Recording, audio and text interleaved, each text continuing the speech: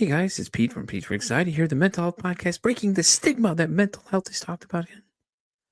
Welcome in today's episode. Before we get started today, we need to cover a few things really quick. Let's talk about the Pete for Anxiety Patreon first off. It's only $1, guys. $1. What does $1 get you? $1 gets you into the exclusive episodes I am recording currently. I'm actually focusing on certain different diagnoses of things to show you guys what it actually looks like as it manifests in a person. So why not for $1, judges? Yeah, they said $1. I just checked with them too. See, they said it was okay. It was $1 anyways. Let's also talk about the Oracle Talk Radio Networks app. In case you can't be here live listening to me, watching this video, supporting the show, you can listen to it on the radio app. Why not? It connects us live to our 365 radio. Just go to your app stores and download the Oracle Talk Radio Network. You'll see the big old Oracle Talk Radio Network app logo right on there. Download it and it'll connect you to me, 10 a.m. Central Standard Time, 3 p.m. Central Standard Time, to Pete for Anxiety when I'm live doing my thing right here, informing the world and raising mental health awareness. So where are you going to be? 10 a.m. Of course. Come on. We just talked about this. Pay attention for once. Damn. Do y'all know how to listen? And as always, guys, like, follow, and share the YouTube channel. If you guys like what you're seeing, leave some comments, man. We want to know. I want to know if you like what you're on. You want to be on the show? Let me know. Hit me up at PeteVersusAnxietyPod@gmail.com. And as always, guys, enjoy the show. And by the way, did I mention to like, share, and subscribe to the YouTube channel as well? Yeah, okay. I just want to make sure because some of y'all are hard of hearing in the back, may have to yell loud or get a megaphone or something. But, anyways, let's get today's show started. Y'all have a great one. Enjoy. Welcome to the exciting episode of Pete versus Anxiety, the mental health podcast breaking the stigma. The mental health is talked about enough. My guest today is one for the ladies, Miss Erica Campbell, the author of the book, The Mastectomy I've Always Wanted. Please welcome her. How are you doing today? Pete, I am so thrilled to be here. This is going to be a fun conversation. Oh, it is for sure. I read the book, everybody. Just so y'all know, I did read the book. It was fantastic. I think it's an interesting perspective to people that are going through breast cancer. And Erica gets real down to the nitty gritty near the end of the book. And it gets really like personal. And I like that. I think it's a real great idea for people that, especially writing a memoir about yourself and what you're thinking. And I did like the little poems in there too, kind of broke it up a bit. It was really good. Oh, thank you so much. And, I can't wait to hear your perspective as a man, right? That, I don't know that you're going to have the opportunity to go this, but I know you're going to have women in your life because 1 in 8 women are going to get diagnosed with breast cancer. And this book is to normalize that conversation, make it easier. And you just did that by reading the book because you are going to have a better perspective. And I'm really grateful for that. Yeah, I appreciate you sending me a copy of it. Like I said, I'm open to reading anything. And I was reading it and I kept an open mind the whole way through. And like I said, when I got to the back end of this thing, I was just like, what? I was getting touched with my feminine side. I was like, oh my God, dude, like the pictures alone were just like, I was like, God, ow, I'm feeling this. Ow, and it was so cool to see how vulnerable you are to post that in a book and then have it out there for millions of people to see. It says a lot, man. It's hard. It's the conversation a lot of people don't want to have. It's like they want to, breast cancer happens. My aunt had it and she went through it and luckily she got through it okay, but there's some people that don't make it through it or go through the same things that you went through that just feel ashamed, and I feel like it's almost like the coming to story, like the second half is like, well, listen, I may have fallen down, but here I come back up now. Exactly. I mean, I always say I would not wish it on my worst enemy, but I learned so much from the journey. And I also wanted to be the permission for other people to be vulnerable because I think that's where we find power is by being authentic, being vulnerable, sharing our stories. And it takes away some of the fear when you talk about it with someone else. I think that's what you talk about with mental health. Like the best way to overcome some of these anxieties and fears is to talk about it. And that's my intention. Yeah, and it's also sets that sense of community that comes out because other people understand that, hey, that you're going through the same thing they've gone through, or you have some kind of idea what it is.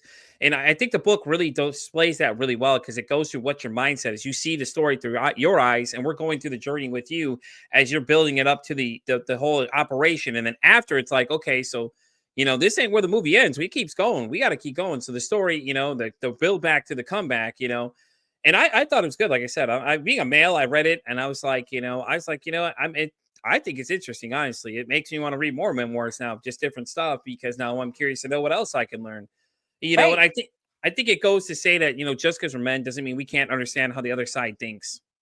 Absolutely. And again, I give you a lot of credit because, you said your aunt had cancer, but there'll be Hmm. other people in your life. And I hope not.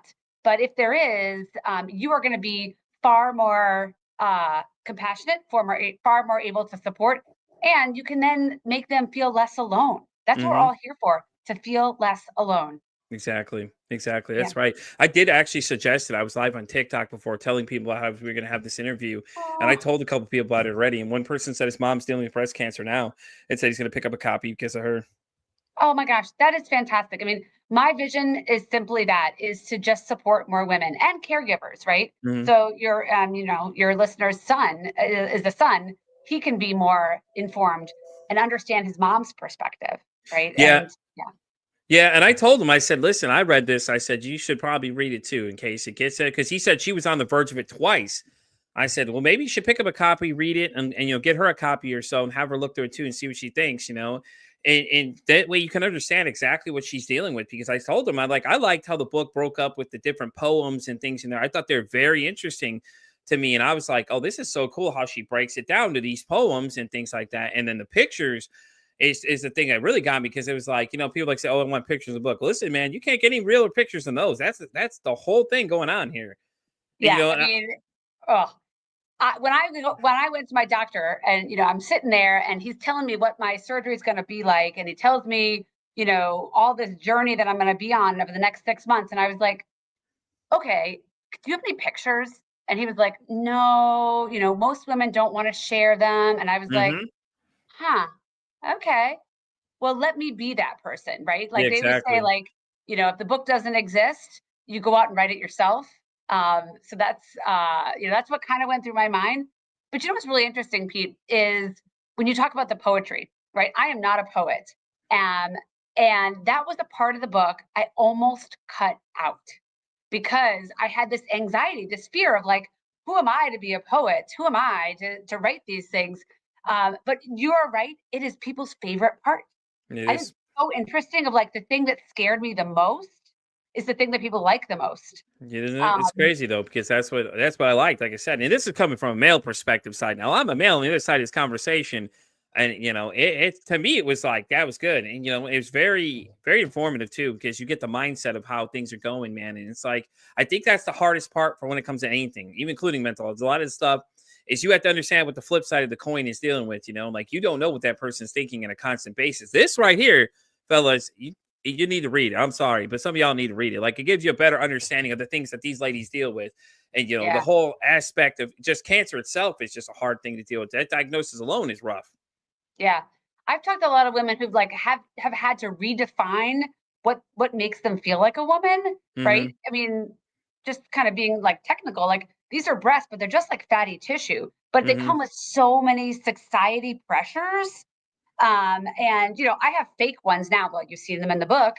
They look so real, and I feel just as equal as a woman, and I don't feel any different than anybody else. And I think that's just something that a lot of people don't talk about. And so Yeah. I love being able to be honest about it. To be honest, yeah, Yeah, it's great though. You're forcing the envelope for the conversation to happen. I think that's how a lot of changes started. Though one person starts the conversation, and then others join in, and then the camaraderie. And then I've seen all the pictures on the website of all the different people have come up to you and told oh you yeah, about it, and it's so cool to see though. And it's great to see that sense of community, especially if it's something even I don't completely understand because I'm not in that category. But it doesn't mean I can't still be educated enough to know what's going on. For those people, in case you run into somebody and says, "Oh, well, my mom just died of breast cancer. Hey, you know what? You should check this out." There'll be something you just can kind of drop in a conversation, like, "Hey, actually, I read this book. I don't know if you read books or not, but this maybe you can understand a little bit better." And when you get ready to do those eulogies or whatever, you can have a better understanding exactly what mom was thinking at the time. Because here's one perspective, but it was incredible, honestly. yeah. What's so interesting is actually coming back to that poetry and like having people understand what I was going through. I didn't actually intend on writing them as poems. Yeah. They were actually real entries from my journal, right? So they talk about mental health. Like, somebody recommended that I write in my journal. And I was like, oh my gosh, I am dealing with a breast cancer diagnosis. The last thing that I need is to write in a journal. I rolled my eyes, but I did it anyway.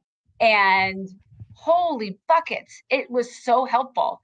And when I went back years later, when I had years later decided to write this book, I was like, let me see what I have in that journal. And when I went back to look at it, it was in these like fragmented sentences. Like I was in such a state of fear, anxiety, stress that I couldn't even write full sentences.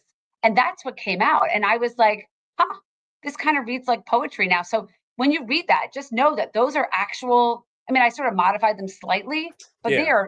are straight from my journal, straight from every evening during that time when I had so much uncertainty, so much fear and anxiety. That's what came out at the time.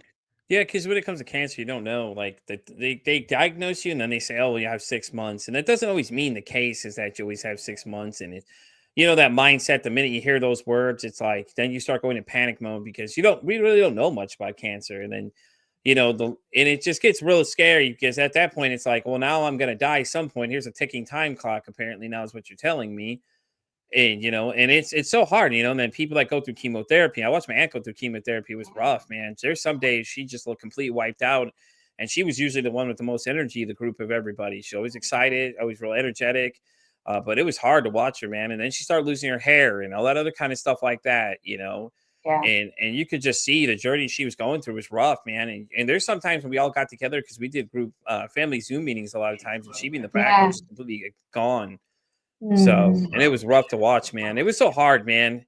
Because she doesn't live in the same state I do, so she lives all the way on the other side of the country. I'm in Texas; she's in the Carolinas, and it's just Wow. hard to watch somebody suffer like that because you don't know what else to do for them at that point. And like she's going through all those chemotherapy treatments, and she's sick all the time, and it's rough to watch, man, because that's a rough treatment in itself. Oh, I mean, I watched my mom go through that too. So Pete, I get you. I get you. And that was part of the reason I decided actually to have a mastectomy is because I didn't want to go through what my mom went through. That Yeah, chemotherapy, that radiation, and the pain. I mean, it's a real struggle. And again, you have a deeper perspective because you got to watch your aunt and her go through that, and it is not easy. And that is it's life changing. It's life yeah. changing. I had a person on the show in the first 2 weeks of the show when we started doing it. She had 16 rounds of chemotherapy. I was like, Oh, 16. I'm like, how, man? Like, wow. how? That's just the craziest thing I've ever heard. She's like, yeah, I did 16 treatments. I'm like, whoo, no way, man. No way. I've seen how much it does. One does. I cannot even imagine what that poor woman went through on a daily basis. That had to be horrible. Yeah, I mean, 16. I mean, imagine when you're on like number 3 and you just feel like the journey is so far. I mean, that's where true resilience is built because Yeah. you have just got to put one foot in front of the other and just take it literally one day at a time, one chemotherapy at a time. I watched my mom do that. It's very challenging. Yeah. God, it's rough to watch them, and it's hard to see because then you're trying to be as supportive as possible, and they're just looking like they're on their deathbed and they're not feeling good. And and it takes a trooper, man, to stay with her. And the husband, he was like, I'm ready to fight God at this point. I was Yeah. like, oh, hold Oh, on now, man. yeah. Hold on now, sir. I don't know if we could do all that now, sir. Oh, yeah. Oh, yeah. Oh, I mean, I can talk hours. I mean, I was very angry with God when my mom Yeah. died. My mom was very faith-filled, and it's really hard. You know, these are the conversations though that I feel are important to talk about because, your aunt's husband, he's not alone. I'm not alone. We all have had those feelings about, again, frustration, anger, all the stages of grief when you go through a cancer diagnosis. Yeah, exactly. And the thought process and the anxiety and the depression of someone telling you basically you've been given what would maybe seem the death sentence to most people, and things like that. And then, the altered state, and then, making a decision you had to make to take away what makes you a woman in most people's Yeah, eyes. yeah. And it's the hardest part though. It's just like, and it is just let me not, I'm gonna honestly, it looked fucking painful. Look painful. I was like, Oh, I saw the stitches. I was like, oh my yeah, God, what?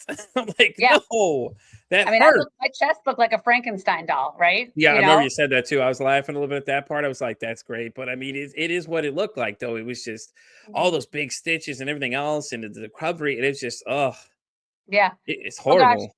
I mean, and I'll never forget, Pete. Sort of maybe a week after that surgery. I mean, for those of you who haven't seen the book yet, I do look like I have a Frankenstein stitched chest. Hmm. Like it wasn't a pretty stitch. It was like ugly. Oh And yeah. the physician walks in and goes, "Oh my goodness, you look so good. And I was like, excuse me? I look like, someone hack jobbed my chest. He's like, oh, no, no, no, no, no. Trust me. Trust me. This is going to look amazing someday. And I was like, I am so sorry.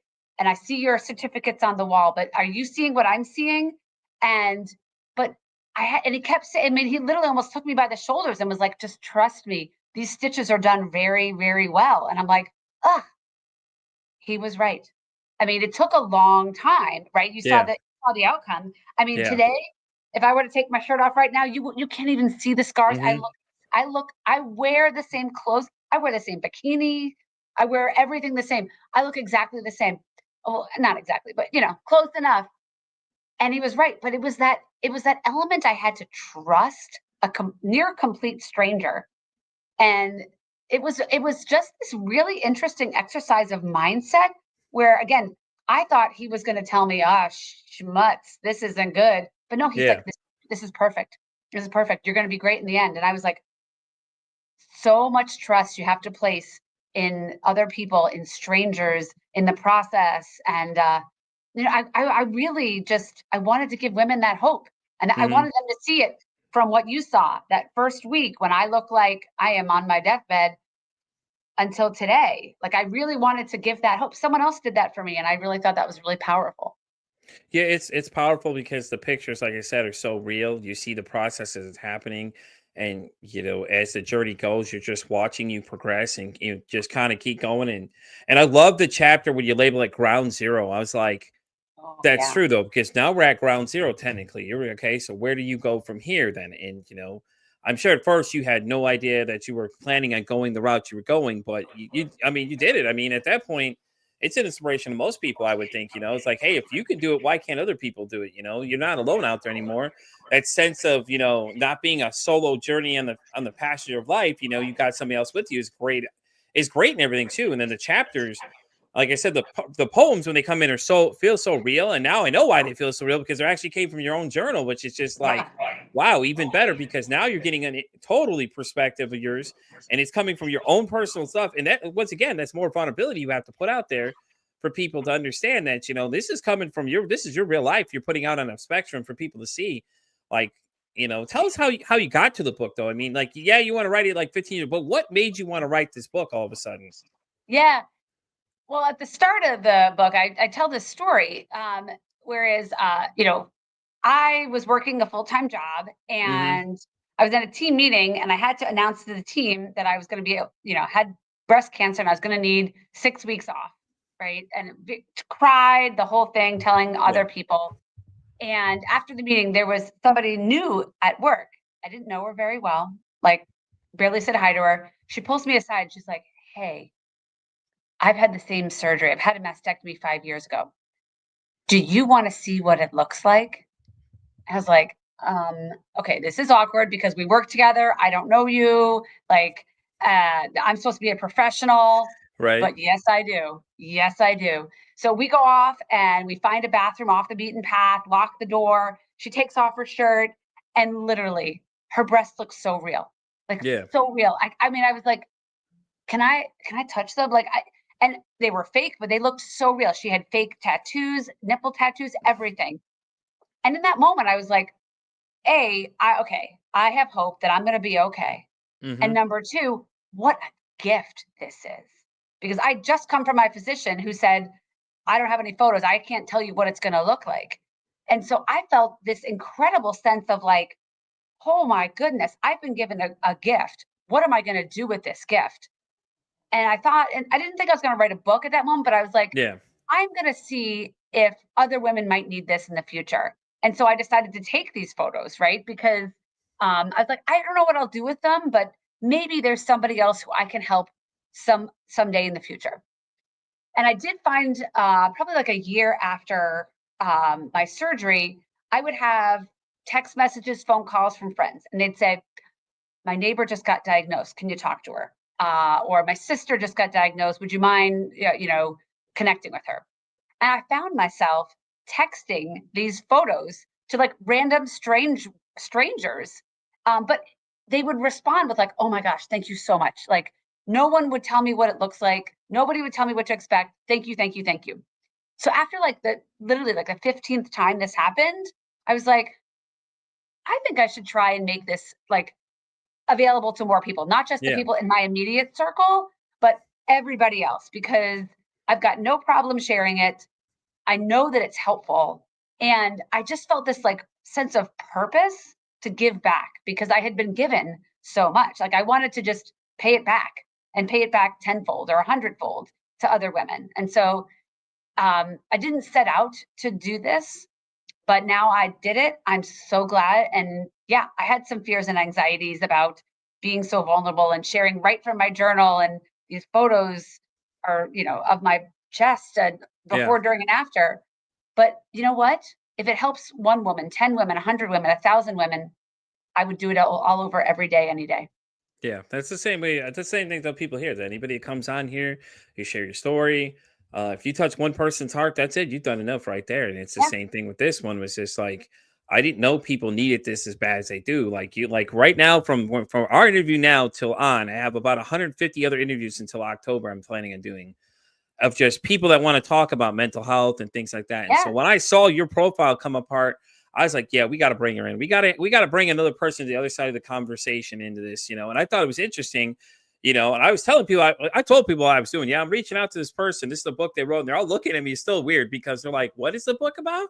I like about breast cancer. What do you mean? Like, let's bring her on. Why not? I have a lot of female listeners and things like that listen to the Yeah. show, and they'll appreciate it too. And I've told all of them. I told a lot of people about them. Like everybody, I told them, I'm like, I'm reading this book. I told somebody this morning, he wasn't sure how to react really. But I'm like, man, listen, bro, you got to give up your vulnerabilities. You got to read shit. Like what? Listen, we all live one life, man. Why not? Why not really be as involved as you can? Might not. It may not be your topic. Give it a shot. If you don't like the book, Yeah. don't read the book. I mean, but it gets pretty intense come that second half of that book. Oh, for When sure. she really starts showing you those pictures of the Frankenstein stitches she's referring to, it is some rough looking stitching, man. It looks like some stuff out of Saw going on over there. It's like, holy 100%. crap. Yeah. And again, and I went to I had to go to a routine. It's in the book. I had to go to like a routine dermatologist Mm-hmm. appointment. And the woman was like, oh, your scars, your stitches look so good. And I was Yep, like, I remember that part too. girl, Yeah, because what you're are like, you I look like talking Frankenstein. Is about? what you would mention. Like, you mean me? They look like Frankenstein stitches over here. Yeah. And she was like, oh, no, they did such a good job. It's just amazing. But Pete, I think that, the other thing I want to make sure I mention is that, I sound really confident now, right? I Yeah, sound, powerful or whatever you want to say, but I wasn't. I yeah, wasn't back then. And I just want to be really honest about that. And yeah, I struggled. I struggled. And, I did seek some professional mental health therapy. yeah, And I was resistant at first. I was like, I'm not going to do that. And then my physician kept pushing me, and I did, and I'm so glad I did. I just want to say that out loud. It is okay to ask for help. It is okay to talk to a therapist. y'all listening to And this? it was like the best thing I ever did. And it didn't have to go on forever. I think it was like 2 or 3 months. And the first one, I was like, I don't know what this is. Yeah, And by the end, best thing I ever did, and it really helped put closure. It helped me get to where I am today mentally, and I'm an advocate. I wanna talk about that too, just to yeah. normalize that. It is okay to get mental health therapy. It is, and I think that's what a lot of people need to hear from other people is that it's okay. Everybody's like always thinking that, oh, it's again, I talk about your feelings right away. It's not really how a lot of them go. A lot of them are trying to Yeah, figure out what exactly it is you're dealing with so they know how to better approach you with certain things. yeah, And I think a lot of people take their diagnosis as labels. Like I was talking to somebody earlier, me and the gentleman Jason from the podcast Scream Therapy, him and I were talking about how he has both bipolar and stuff. When people hear bipolar, they instantly start thinking all these things about what they think they've seen, and I'm like, it's not the same. And Jason made this point too. He said that everybody deals with something differently, though. They may have the same diagnosis, but everything shows up different for everybody. And I think that's what for people need sure. to understand is that Yeah, it shows up in different ways and different and things, and just because you go see somebody and talk to somebody about your feelings doesn't mean that you're crazy or doesn't make you any different than any other person, yeah, and stuff like that. Even you said the same thing. It helped you as well, and it's not a long-term thing. Sometimes yeah, people need it lifelong depending on what it is they're dealing with. for sure, for sure. Yeah, I mean, I still see a therapist today. I mean, and it's okay. It's okay. I actually wish every human could have that opportunity Right. because We think we lost There's her no for a shame in second. it, and there is nothing that you Hmm. can't say or do. And I just think validation, even just simply someone validating and listening to you, is incredible. I think that's the most important part of that comment right there is people listening to people. I have people, tons of people reach out to me all the time. Like, oh, they all tell me, oh, go talk to Pete. Go talk to Pete. I get messages from people I've never met in my life that send me messages talking about how I thought about suicidal ideation and things like that. And all they want at the end of the day is just to be heard or somebody to hear what they're saying and validate that, hey, I understand these are what you're dealing with. And it's great. All these people reach out to me, and one couple of people just said all they wanted me to do was just listen to what they had to say, and they're so happy about it. And they tell everybody, yeah, well, I just reached out to Pete and talked to him, and he just listened. I'm like, and it's not hard, guys. It's really not. Just remember though, if you ask somebody and you want to listen, be listening. Don't be half listening. It's just same way I talk about when people deal with addiction. If you're going to be half in, then don't even waste your time because you're not doing them any good. You get either into this thing or you're out of this thing. Decide right ahead what you're going to do because once you get in it, you have to be in it for the full ride of it. Yes, I totally and utterly agree with you. I think listening is one of the most underestimated skills and the one Hmm. we need the most. The most. Yeah, and that's the problem. A lot of people say, and a lot of people that have those ideations are like, I don't feel heard. I feel like I'm a burden to people. I feel like, this. And then you guys are the ones that make them feel that way in some way because they're trying to talk to you and you shut the conversation down because it's not a comfortable conversation for you. That's the way you're making them feel like they're not heard and they feel like they're burdening you because now they don't want to come back and talk to you again because the way you react the first time is the test. They want to know if you're going to listen to what they have to say, even though it may be not the comfortable conversation. Them talking about, oh, yeah, I had thoughts about ending my life today and things like that, and then you shutting down is just, it doesn't do any good for anybody in the end of the day. And it's the same thing with people that have cancer. When you start like telling them, oh, I'm so sorry, well, and all these things, it's like, stop. It's not Yeah. the death sentence right away. You don't know enough about cancer. We can call it the death sentence instantly. You know what I mean? And when you make people feel different, then they feel different. And then they start getting these depressive states because they're like, well, everybody around me is all gloom and doom. And it's like, and like your doctor was like all positive about it. And even though you felt like it was a Frankenstein stitch, it's like, right there, but he knew exactly what to do. He or she knew what to do. Like, hey, listen, it looks good. Even though it doesn't look good, it looks good. Yeah, exactly. And you know, it's we all just need to open was it close your mouth more, open your ears more. It's listening is a gift. And again, I highly recommend mental health therapy, short term, long term, whatever you need. And Pete, thank you for being a gift for so many people who you've listened to. Yeah, I appreciate it. Like I said, I just try to listen. Like I'm on my own journey myself. I deal with my own problems, but Sure. I started this podcast as just an idea. I just threw it out there, and it took off so fast. It's I couldn't even tell you. It's like the next day I woke up. The next day I already had somebody offering me to come join a podcast network, and then from there it was, all these people signed up for the show for the first until the end of the year. So from August to September to December, I already had everybody filled at a 10 a.m. slot. So I was like, okay, well, maybe I'll another 3 p.m. slot because people are asking about being on the show and want to be a part of this thing. That shot off. Okay, so we're in December now.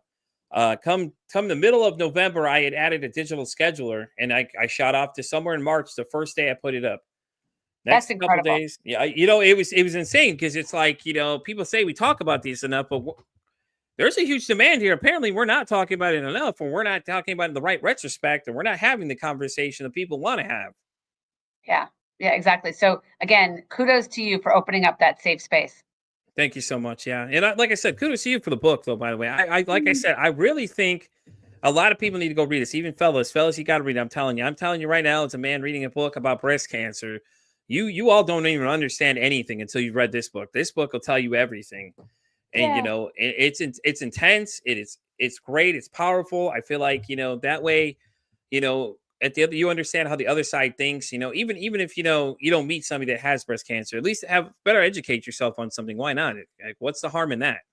Yeah. And one of the things that I intentionally did with this book, Pete, is I made it short. So Hmm. I don't know about you, but if you sat down and put your mind to it, you could read it in about an hour. Yeah. Because people who are facing cancer, breast cancer, anything, you don't have a lot of time. I also made it intentionally small, so you could like fit it in your bag, or You don't have to like walk around showing everybody you're reading a book about cancer or mastectomies or breasts.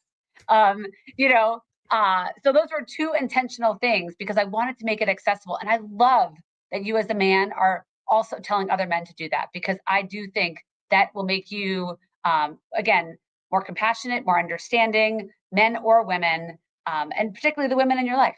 So thank you. That's awesome. Okay, so let's talk about what have you been doing since the book came out? I know you've been probably blowing up at this point with a lot of people reaching out to you saying that your story touched them and everything else and all that kind of stuff. So what have you been up to currently? Yeah. So I have been on lots of podcasts. Mhm. I actually love spreading the word and talking about this. I've done a talk with a couple groups, and I'm also doing a lot of newsletters, writing on my website. I think the story still goes on. And what I mean by that is, with more and more women that I connect with, I'm like, oh, I wish I'd put that in the book. Let me go write a blog about that. So I do a lot of blogging. So please, if everyone's listening, go on my website, sign up for the newsletter, and get some of the blogs. I write about not just about breast cancer. I write about daily life and just kind of overcoming challenges and building resilience. I've done some talks on resilience. So let me tell you, as you said, it was a long journey and it took a lot of resilience. So I do a lot of that too.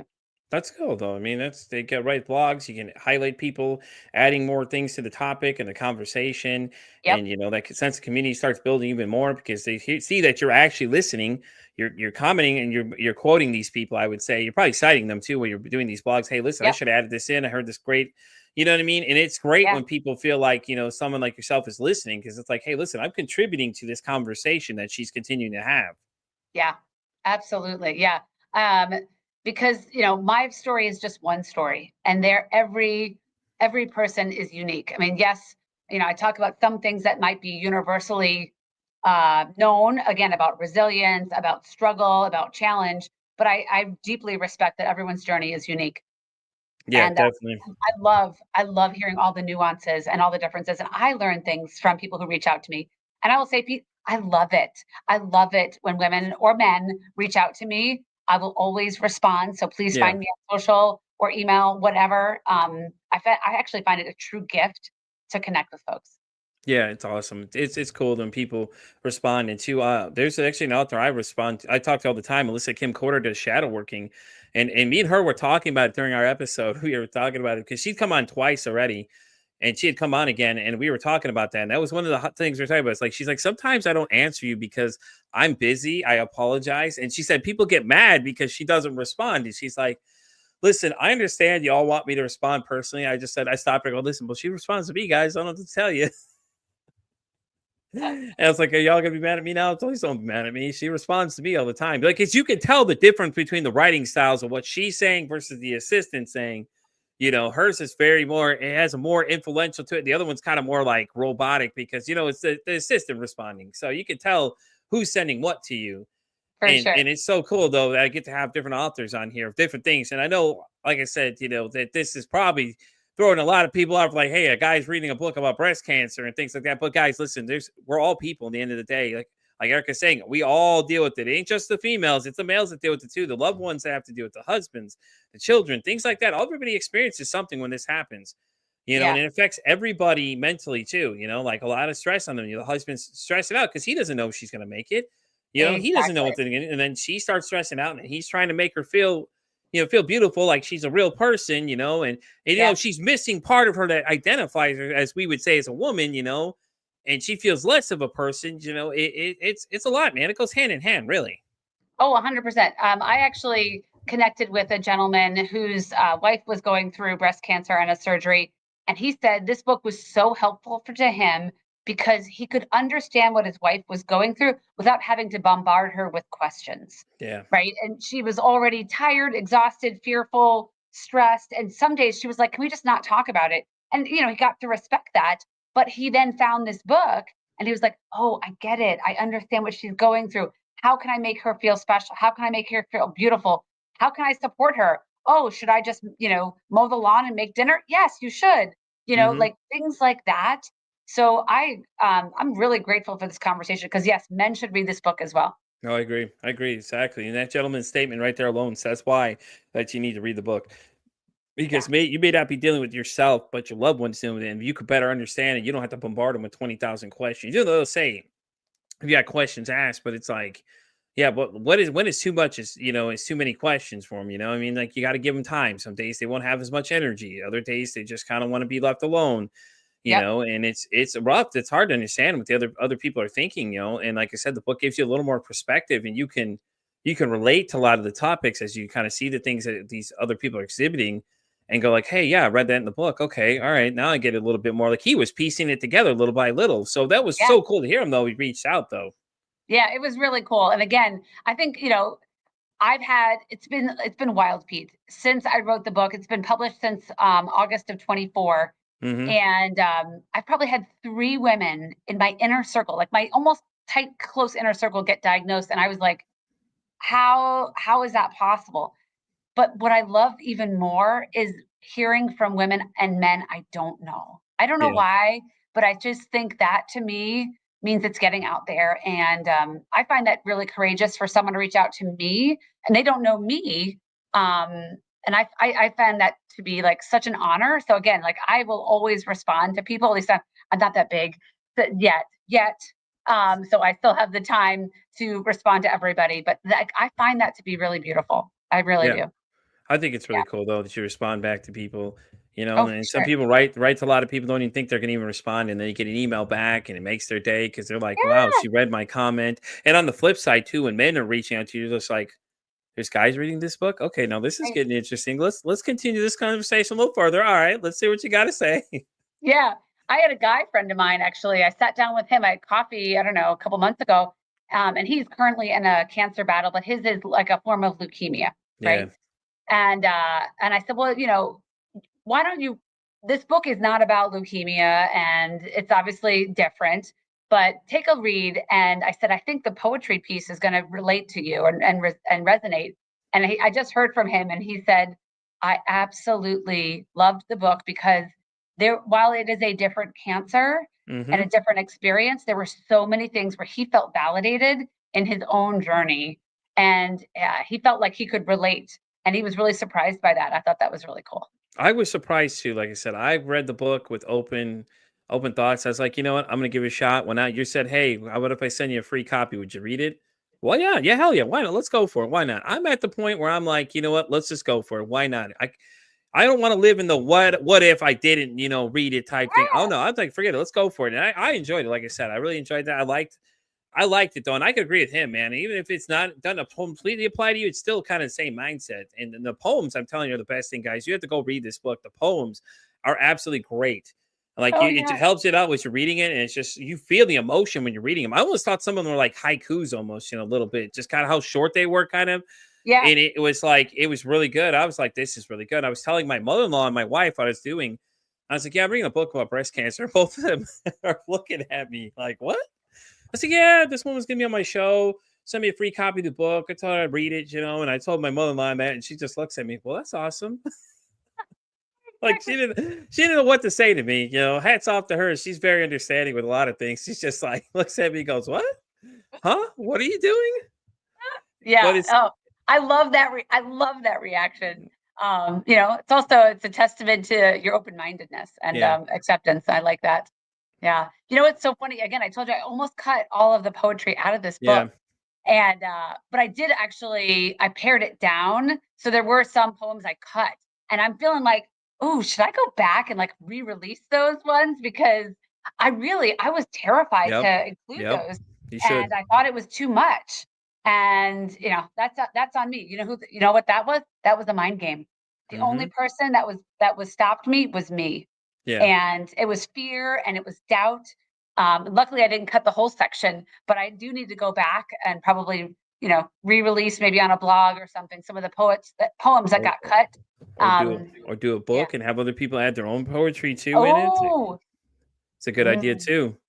Do that another is even cool. short. You could do a short book of just the poetry alone. That's just from your own personal diary. Let them know that this came from my personal.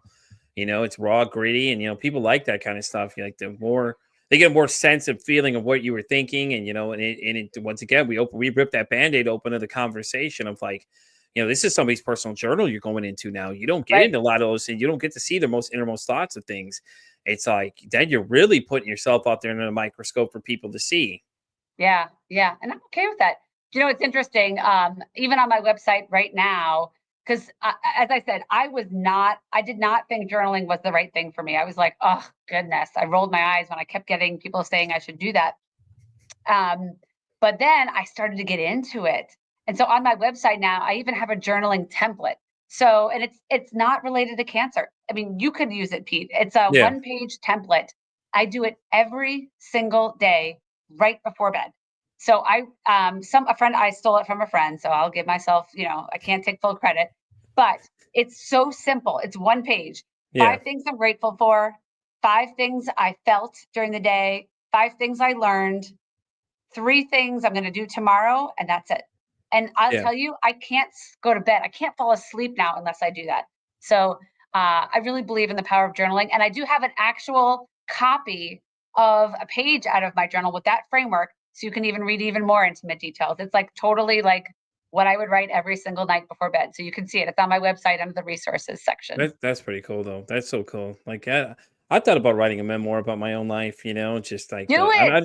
Do it. I'm gonna do it because, like I said, I talked to Mia Hanks, and I was like, Mia started getting me thinking, and I'm like, I got to talk to Erica still, and I'm like, now I really want to write a book. Now I kind of want to do it. Just say I could say I wrote a book. Why not? And that'd be something Oh, cool to do. So it's totally it's in the support you. works in my mind. I'm in the works of doing it, and things like that because people don't know enough about me, and I don't Yeah, talk about myself enough. And it's I think it'll be I think in a book form it'll be a lot better, and I think it's going to upset a lot of people. I'm gonna be honest with you because that's this is okay. my opinion, and I Yeah, honestly don't care at this point. It's like I'm gonna say what I'm gonna say. If you don't like it, for sure. there's the door for you. I don't know what to tell you there. Yeah, I mean that's a great example of just self-empowerment, and it will land for some people. It Yeah. might, not work for others, but somebody will really resonate and somebody will appreciate it. Yeah, me and I had a similar story though when she was talking about dealing with her husband because her husband was narcissist. She called it was a covert narcissist actually, so that's a little different. But we were talking about a lot. We had a lot of similarities, and that's when I started thinking about. I was like, man, now I should write a book about some of the things I dealt with, and just the whole story about Pete, because like I don't talk about myself a lot, and I think it's more because I'm so closed off because I felt like I was had that middle child syndrome thing where you don't feel like you're hurt a lot. You're in the Yep, middle and you kind of get muttered by everybody else. And, yep. my mom abandoned me when I was 10 and things like that. Like, Mhm. and I don't think people understand like that one little event affected me so much all the way up until my Oh, 40, almost I 40 believe years old that. now. So, and it's hard, like, and I know people don't think that, well, it's the little things you do and kids don't know a lot. Kids know a lot more. Ever since doing the show, I found out a lot of things.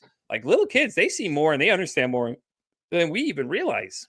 Kids Right. absorb more than we absolutely realize. I work a lot with kids, and I can 100% testify to that. And Pete, your story, I guarantee you are not alone. And if you were to Yeah. write that down and share it, A, it would be cathartic for you, and B, it would probably help somebody else. Yeah. Yeah. I'm gonna do it. It's on the list of things to do. I'm like, I did this podcast. I've been sticking to it ever since the beginning. It's just something I wanted to do. And I was like, I'm done doing everything for everybody else. It's time to start doing something for me that I Yeah, want to do. So I you started bet. Pete versus Anxiety. I took the network deal, even though I was told I probably shouldn't. They didn't think it was a good idea. I should wait. I'm said, why wait now? I might as well just go for it. All I'm doing is getting older by the days, I might as well go for it. I'm like, what's going to happen? If it flops, it flops, it takes off, it takes off, and Great. this thing really exploded. I mean, it's crazy though. When I tell people, I'm like some people joke with me, they're like, oh, Pete, are you out to November now booking? I'm like, not yet, but we're still getting there. We're not to November yet. Cause some people are like, you're so far booked out. It's like, I'm like, yeah, I know. Yeah, no. I just kind of like I haven't pushed for past October yet because I have so much in between there. And I'm thinking I may take a break in between October and November and just pre-record a bunch of stuff prior to that and just put it out every week for that to be there and then come back refreshed and everything else. And it's stuff like that with a bunch of different things. But it's different things I'm playing with in my head at this point as I go. And every time I do a different interview, every time I hit record, I go live and talk to people. It's so great to hear people are so excited to talk about me. They're like, "Oh yeah, I've talked about your podcast all the time," and it's crazy when I have people come on and go, "Hey, listen, I listened to your show." I'm like, "You listen to my show? Really?" Like, yeah. They're like, "Yeah, I heard it." There's one woman I talked to. God, what is her name now? Leslie Davis, she came on and she was an author and she told me, "Hey Pete, I've been listening to your show for a little bit." I'm like, "Huh? What? What? You're listening to my show?" It's like it's so surreal because it's like That's awesome. she's listening to it. She was like, she literally reached out to me. It was like when she messaged me, she's like, "I love your conversation style," and I'm like, the best way I put it to my guest earlier this morning, Jason, was just like it's easier to have a conversation versus doing an interview because like you can sit there and ask Oh, people yeah, questions all day, but when you have a real conversation with people, it's the fluidity of the conversation goes by way better than just someone asking you 20,000 questions. absolutely. Yeah. I'm so excited. You get to be you, Pete, and you get to share your story with the world. And I think that's incredibly Well, powerful. that may be And an idea too, a podcast for you ladies coming out and sharing their stories about breast cancer survivors and everything else. And yeah, never know, that's a good idea, possibly. I'm like, gosh, I need to learn podcasting. I'd like, yeah, I bet you could teach me many It's things. I'll be honest with y'all, it's there's a lot, not a lot to it. A lot of people tell you need these $1,000 systems and setups. You really don't. I mean, you just have to have an idea and in a direction of where you want to go about it, how often you want to record it and things like that. There's so many audio apps nowadays. You can just record audio with people and things like that and Incredible. just have a message out there, like, you just want people to be heard and people coming out and sharing their journeys and different things they dealt with, and stuff like that. And it all comes down to that too. It's just consistency. It's having the topic that catches. And then everybody, I think, gets intimidated when they get into certain spaces. They're like, well, everybody else has one too. Okay, but go listen to everybody else's and compare it to what yours is. Yours is going to be nothing like theirs. Yeah. And it's the funny thing about it is like I've looked at the people in my space. There's not a lot of people in this space. There's a lot of like doctors giving self-help and things like that. But I'm like, where's the real conversation with real people, that's happening? And it's not happening. Like people say it does, and it's like, well, where's it at? Because if I have to search for it, it's a problem. I totally get you. And yeah, again, you're filling a need. Hmm. That's what the universe is telling you. That's what your audience is telling you. And that's a gift. It is. It's been great. Like, where I look at now from where I started, it was just been interesting because I was going live every week, and now I opened the schedule up even further to accommodate more people, and I've got to meet so many cool people in the process of this thing, and it is not stopping. It's still going. I'm doing podcast spots with other people. I'm Awesome. actually going to do one coming up on the 7th of March. I'm going to do one called what is it, Humanity 2.0 with Vanessa the Vivacious. She was a part of a project where she went around asking people, "Hey, how are you happy?" And then the one project she was associated with had like 4.6 million followers. And it was crazy to think of that. It's like 4.6 Wow. million people are following this. And all you're asking the question is, "Hey, are you happy?" And then recording what these people are saying. Okay, that's powerful. That's cool. And Yeah. it's so cool to see, and she came on and me and her were talking for a bit. And by the end of the interview, she was like, "Well, wait, we didn't get to talk about you. So now I'm going to be under the microscope under that." So, but I'm excited I though know. because I've been waiting for her to send me an invite to tell me when she wanted to set something up. So I thought it's so cool because she was so excited to have me come back. She's like, "I want you to come back and check it out. I want to come back and talk about you more than anything." I'm like, "Oh, okay, cool. Somebody finds me interesting." There you go. Yeah. And you never know. You never Hmm. know when you're gonna like change somebody's life. I don't know. That's what I think about often is the ripple Yeah, effect of it every is. small decision, the ripple effect of every small moment. You never know. And I think that is the most exciting thing about life. Yeah, we had a person on the show here, the oh shit moment of the first part of the year. Good friend of the show, Brian DeCasio, came on. He had made an admission live on this show, 30 minutes into the interview, and said that he had thought about suicidal ideation that morning.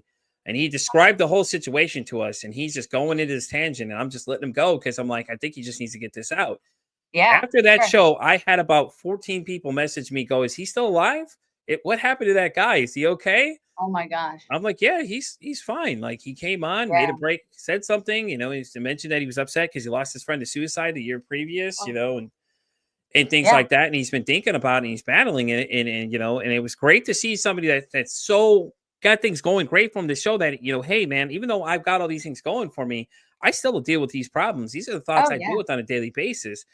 And he was like, he came out and just started repeating it. Then he came back to it again. He went away from it and came back, and people are just like having oh God, they're having that, moment in the Wow. background listening to him say this. But I'm like, yeah, do you have the guts to come do that though?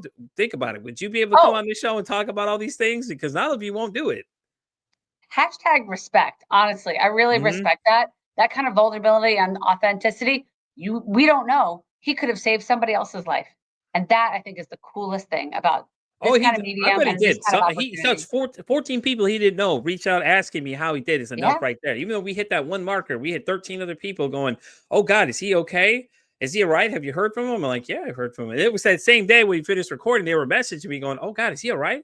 What's Wow. wrong with him? Is he good? Have you heard from him?" I'm like, "Yeah, he's been liking my Instagram posts and things like this." What do you mean? He likes the video clips of all the other show stuff, and he still likes them to this day and things like these. So I still talk to him here and there. That's great. That's great. Pete, you are a gift. You're an absolute gift. Thank you so much. So as we get ready to start wrapping up, Erica, did you want to go ahead and tell everybody where they can find you? I know you have a website. You're on Instagram. You're on. I'm not sure where else you're at. Yeah, you can find me on my website, which is ericaneubertcampbell.com. I have a funny story about why it's my full name. I'll tell you that in a minute. But also, you can find me on Instagram, Facebook, and LinkedIn. So But what's yeah, the story with your middle name though? okay. So seriously, when I decided to write this book, I was like, I need a website. So what my married name is Erica Campbell. Okay, so ericacampbell.com is already taken by a former porn star, right? Uh-huh, uh-huh. So if you're Okay. watching this, do not go to ericacampbell.com on a work computer because it goes straight to Penthouse. And then Mm. there's another Erica Campbell who is, I swear to you, a Christian gospel singer. Beautiful voice, by the way. But I have a former porn star who's also Erica Campbell and a Christian gospel singer. And I would say, like, I'm somewhere in the middle. I'm somewhere in the middle. So I do have to go by my full name, which is Erica Neubert Campbell. You can see it here, just ericaneubertcampbell.com. The book is also available on Amazon. If you search under the Mastectomy I Always Wanted, or even frankly, just mastectomy resources, it'll come up. Yeah. Yeah.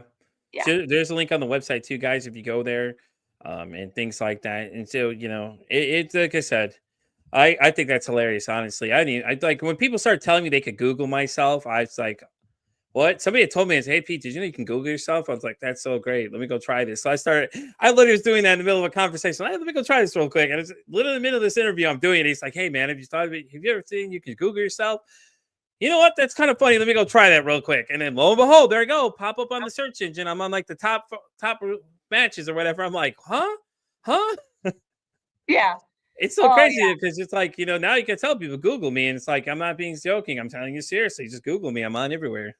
Yeah, absolutely. Yes. So just again, don't go to God, ericacampbell.com. no, please don't. Go to ericaneubertcampbell.com. Look at me like, Erica, what is this site you sent me to? I told you not to go to the site. You didn't I listen know. to And me. I'm like, you can see somebody's breast, but not in the clinical way that's going to help you. Right. Exactly. You think you're getting the wrong picture on this one, guys. Don't go to that Exactly. one. Not that kind of book. All right, so Erica, I'm going to ask you the same question I've been asking people lately. If you Yeah. could change one thing about mental health or break a stigma, what would it be? Oh, that it's okay. And you get to talk about it. And there's nothing to be ashamed of. You are not alone. You are not alone. Never give up. Exactly. That's awesome. And remember, she said, you're not alone, guys. You're really not. Well, we're gonna get ready to wrap up this episode of Pete versus Anxiety. Erica, thank you so much for coming, and thank you so much for the book. Like I said, and by the way, guys, I want y'all to be really jealous because, do you have a signed copy? Because I do, right there. Oh, Haha. How about that? The plan, though, eventually is when I get my own studio space, I am going to display it in the back behind me so people can see, oh, that'd be and so in the case cool. somebody asks me about it, I'll say, well, actually, it's a signed copy from someone that was on the show. Mia actually signed hers too. And I asked her, I said, hey, listen, if you send me a copy, I said, I want a signed copy so I can keep it in my collection of my personal things, and that way, I can tell people, like, I had them on my show right here, and this is real personal to me because it's signed and it's going to be in my collection forever. This is so awesome. Pete, I am so grateful for this conversation. I'm really grateful for you and your mission and what you're doing. You're Thank you so changing lives. much. I Thank appreciate you. it. And guys, as I always say, it's what costs nothing, absolutely nothing to be kind to somebody. One kind of actor you can do can save some life or you can save somebody's day. I'm Pete versus Society saying, don't ask how your day is, ask how your mental health is today.